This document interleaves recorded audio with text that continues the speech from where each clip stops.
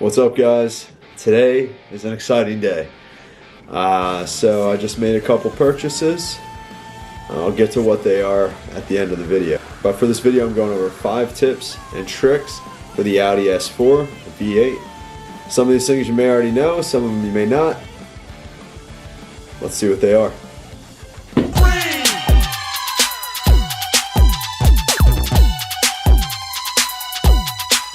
King Lions here, bringing another video in.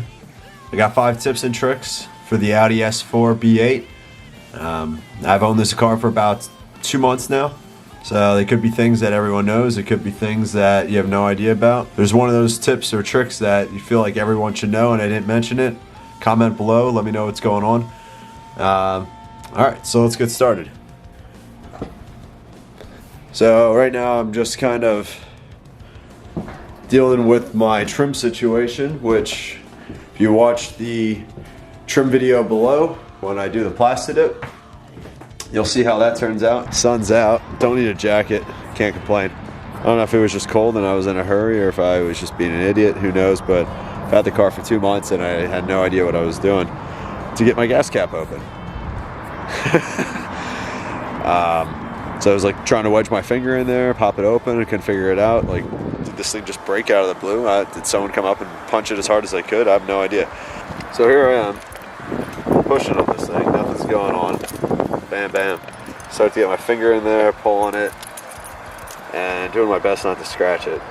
And it turns out, well, I guess I never actually locked my car when I got out of it before. When it's locked, nothing.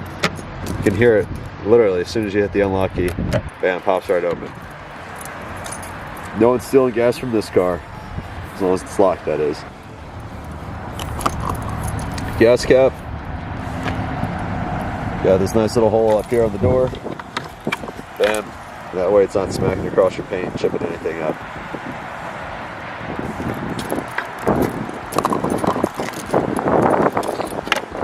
That closed up. Alright. Let's go with number 3. I'm going to take a step inside the car to start this up. Alright, so when I first got the Audi, of course you got to go through the MMI and play with everything you can possibly find. So when I was going through this, I was just clicking buttons left and right and ended up turning my display on my dash into something I didn't want to see. Alright, so from the MMI, come on down to the instrument cluster. This is where I played around with for a bit. So now I look at the cluster and it's showing time, date, miles per gallon.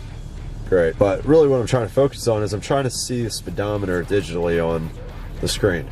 Now, under the car settings on the MMI, there's not actually an option to show that, either on instrument cluster 2 or 1. Once I was driving my car around for a bit, I really like seeing the digital speedometer because, you know, it goes up to 200 miles per hour. And before you know it, you're doing 80 and you just see the dial at 9 o'clock, maybe 10 o'clock if you're doing 80. And typically 10 o'clock, yeah, you're doing fine in any other car. That's like 45 miles an hour, so you don't think, oh, maybe I should slow down. And with the way the car rides, especially in comfort, you're not thinking I'm going too fast. For me, the digital speedometer absolutely helps. I immediately want to get that back. How do I do it? Well, it has actually nothing to do with the MMI. You don't need to go through the menu options. You don't need to scroll, turn anything on, turn anything off. All right, so you just look right here.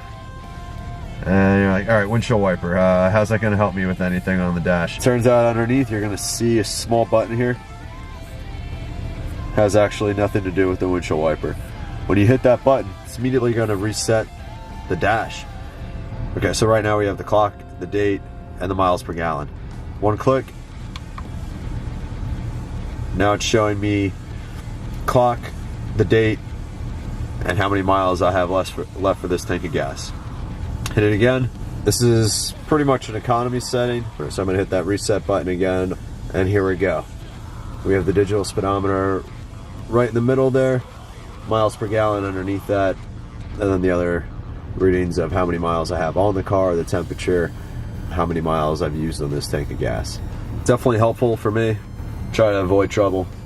All right, so for another tip, we're gonna look over here. Right on the driver's side door, we have the mirror setting. You can adjust the driver's side or passenger side mirror. If you move it to the passenger side and You put your car in reverse. That mirror is automatically going to turn down a little bit. Now, when I put it in drive, you'll see it doesn't actually come back up. So what you want to do to make sure that it does is you want to turn the knob back to the center position, and it will automatically come back up to the original setting. Pretty useful, especially if you're driving around in the city a lot. Helps save any crazy curb rash you might be getting. All right, the last one is more or less preference for me, because the first time I got my car, I had an issue. The issue was when I was driving back from the dealership, I got a oil sensor reading on my car saying that my oil was low after driving about 40 miles on the highway. It kind of freaked me out a little bit. I think I have a video posting about my emotions during this time and what I did to kind of fix that. My emotions as well as the car.